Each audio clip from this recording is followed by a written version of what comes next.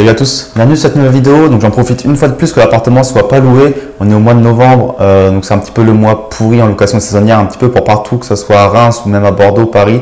C'est pas terrible, donc j'en profite qu'il soit vide une fois de plus pour vous faire une petite vidéo. Donc rassurez-vous, toutes les bouteilles que vous voyez là, c'est pas moi qui les ai bu, malheureusement, parce qu'il y a du bon champagne. C'est les clients, ils sont de plaisir et ils boivent beaucoup, 5 bouteilles plus de la bière à côté, j'ai vu pour seulement 2 nuits. Ils se mettent bien, bon ils ont raison, ils sont là pour ça, donc le champagne c'est la vie. Du coup, moi aujourd'hui je fais cette petite vidéo, donc c'est un peu pour raconter une histoire particulière qui m'est arrivée, parce qu'en fait je suis en pleine recherche pour trouver un nouveau bien immobilier, pour faire un petit meublé étudiant. Donc là je suis à fond dans les recherches, juste avant j'ai appelé des agents immobiliers, il y a des cartes de visite juste à côté là. Bref, je suis à fond dessus et là je suis tombé sur une histoire un peu de malade que je voulais vraiment partager tellement elle est cocasse. En fait, j'ai repéré un bien immobilier, un truc aménagé, des combles aménagés, vraiment il y avait tout à refaire, c'était un bien assez sympa, enfin, il y avait pas mal de travaux, il y en avait à peu près pour 25 000 euros quoi. Donc il y avait un bon projet, il y avait du bon cash flow à la fin, bref, je me voyais déjà dessus. Mais c'était tout le contexte autour en fait qui faisait que c'était nauséabond en fait. L'affaire en elle-même était bonne, c'était validé sur le prévisionnel, mais ce qu'il y avait autour, le vendeur, tout ça, c'était pas bon. Donc je vais rester assez neutre histoire de ne pas donner de pistes, enfin voilà, c'est des choses un petit peu, enfin vous allez vite comprendre, qui ne doivent pas trop se faire normalement, donc je vais rester assez neutre. Donc je repère ce bien qui est vendu via une agence, je visite avec l'agent immobilier, très bien, on fait les choses, moi mon artisan était là avec moi directement, donc on visite, très bien, c'est cool. L'agent immobilier avant de partir me dit voilà, le prix c'est tant, le vendeur veut X euros en dessous de table, en cash.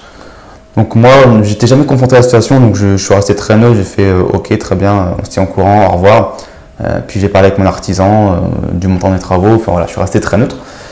Par la suite, j'ai appris qu'en fait, dans l'immobilier, ça se faisait pas mal sur les bonnes affaires, les dessous de table. Donc là, c'était un dessous de table à 4 chiffres, assez conséquent, voilà, 9 000 euros. Donc quand même assez conséquent, quoi, en cash, c'est pas négligeable. Donc j'ai appris que ça se faisait régulièrement dans l'immobilier dans le sens où voilà, les bonnes affaires ça part très vite et que les vendeurs ils le savent et que s'ils veulent un dessous de table, voilà, ils l'auront parce que ça partira vite vu que c'est une bonne affaire. En soi pour moi, le dessous de table je m'en fous. Autant pour le vendeur, lui ça va lui permettre de payer moins d'impôts sur la plus-value, c'est son avantage. Moi j'ai aucun avantage à faire des dessous de table parce que même si je vais payer moins de frais de notaire éventuellement, il faut savoir que les frais de notaire ils sont dégressifs. Et que sur les petits montants, ça a plus tendance à se rapprocher du forfait que du pourcentage. Et donc franchement, je n'étais pas forcément gagnant, d'autant plus que c'est moins de charges que je peux déduire ensuite par la suite dans le meublé. Donc avantage encore, enfin désavantage pour moi. Et c'est surtout si je veux revendre plus tard, et voilà, mon prix d'achat il est plus bas, du coup j'ai une plus-value qui est plus grosse et je me fais plus avoir encore moi aussi. Donc moi clairement j'avais aucun avantage là-dessus, c'était surtout pour le vendeur, il était demandeur. Pourquoi pas, c'est lui qui vend, c'est lui le boss entre guillemets, même si c'est moi qui ai l'argent. Je savais très bien qu'il ne vendrait pas sans ce dessous table. Du coup, en soi, moi, je me suis dit, bon, on va creuser un peu la piste, on va voir tout ça. Deuxième chose, c'est que voilà, s'il y avait le dessous de table, c'est que l'agent immobilier était prêt à squeezer sa propre agence pour cette vente. Donc l'agent immobilier mettait lui aussi en risque son métier. Parce que voilà, c'est clairement illégal de faire ça, de squeezer une agence, d'autant plus quand c'est l'agent immobilier. Bref, tout passait en dehors des choses. C'était une vente finalement de particulier à particulier. Donc, il y a un moment, il a bien fallu que je rencontre moi aussi le vendeur parce que je ne pouvais pas faire la transaction comme ça, juste avec l'agent immobilier. Moi, je ne le connaissais pas, cet agent. Première fois que je le vois, il était assez jeune. Bref, je peux pas quoi. Il faut que je rencontre le vendeur. Donc, au premier rendez-vous, le vendeur n'est pas venu. Bon, voilà, tant pis, ça peut arriver, un empêchement. Deuxième rendez-vous est pris.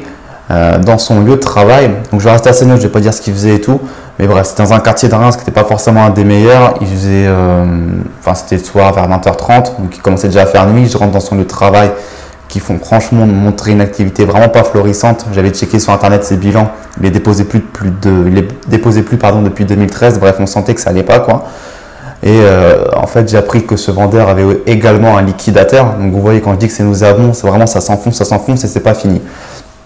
Donc il avait un liquidateur.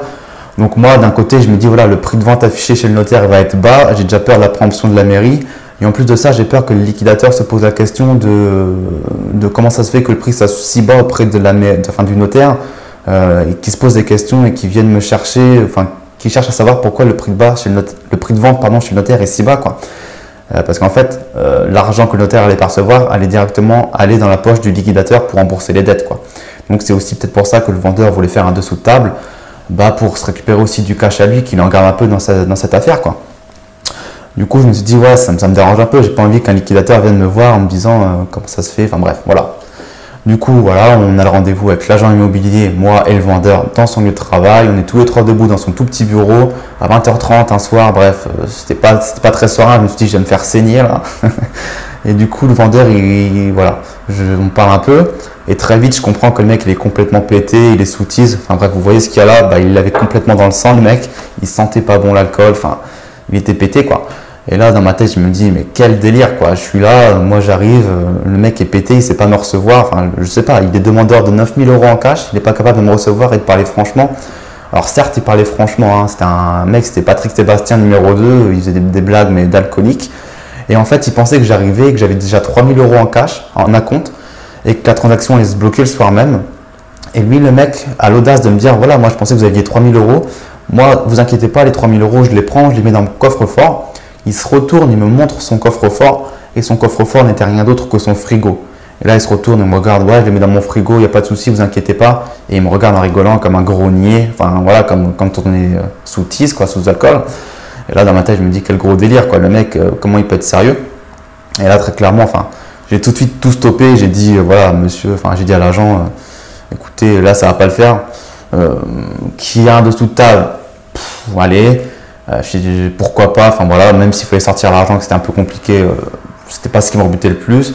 Le fait qu'il y ait un liquidateur, le fait que le prix de vente chez le notaire allait être bas, qu'il y ait peut-être préemption de la mairie, enfin possibilité, le fait que le mec commence à descendre, quoi, son activité n'est pas bonne, il est un liquidateur, il plonge dans l'alcoolisme, ça allait pas tout ça. Et même le mec, il me faisait des remarques pendant le rendez-vous en mode ouais, 20h30 c'est un peu tard pour un rendez-vous, moi je dois rentrer chez moi.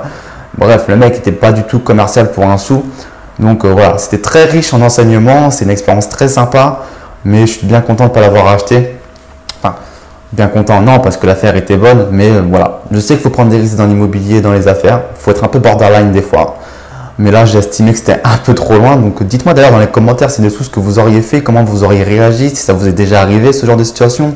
Qu'est-ce qu'il faut faire? Est-ce que vous êtes prêt à faire des dessous de table? Est-ce que ça se fait pour vous selon vous, est-ce que ça se fait souvent ou pas dans les bonnes affaires?